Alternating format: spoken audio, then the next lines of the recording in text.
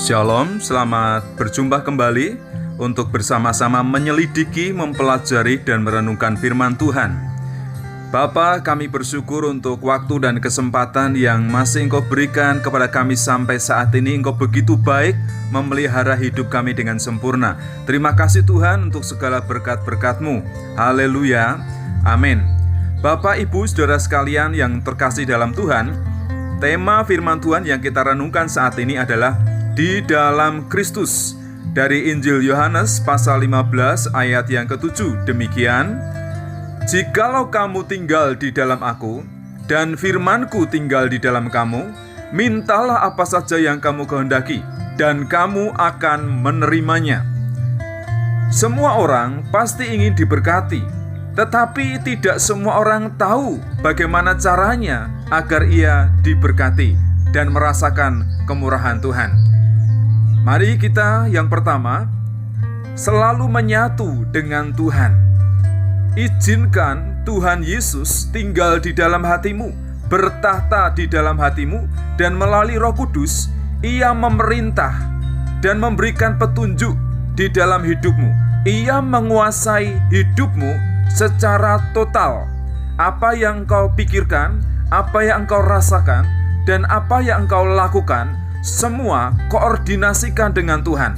Mintalah petunjuk kepada Tuhan, supaya apa yang kita lakukan itu sesuai dengan rencana dan ketetapan Tuhan, dan hidup kita berjalan sesuai dengan apa yang Tuhan mau. Kemudian yang kedua, marilah kita tetap menyatu dengan firman. Mengerti dan berusaha pahamilah firman Tuhan itu. Belajarlah, membacalah setiap waktu, setiap ada kesempatan. Lakukanlah firman itu dengan sungguh-sungguh setelah engkau mengetahuinya dan engkau memahaminya. Jadikanlah firman itu dasar di dalam setiap tindakan dan apa yang kamu lakukan di dalam hidupmu. Dengan demikian, perjalananmu akan berhasil. Seperti halnya pokok anggur itu harus menyatu dengan ranting-rantingnya. Kita adalah ranting yang harus menyatu dengan pokok, yaitu firman Tuhan dan Tuhan Yesus sendiri. Dan akhirnya, yang ketiga, kita akan menyatu dalam kelimpahan. Kita akan menikmati jawaban doa. Setiap permohonan doa-doa kita pasti diperhatikan oleh Tuhan.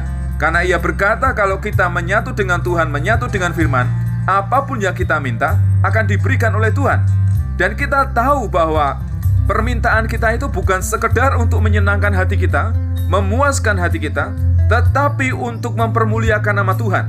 Oleh karena itu, berusahalah untuk mengetahui apa yang hendak Tuhan berikan kepadamu, apa yang hendak Tuhan limpahkan di dalam hidupmu.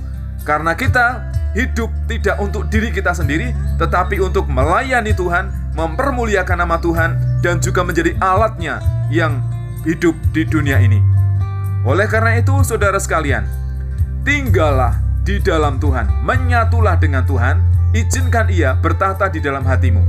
Menyatulah dengan firman, tinggallah di dalam firman, dan firman itu menjadi aturan, menjadi petunjuk, menjadi tolok ukur apapun yang kita lakukan dalam hidup kita.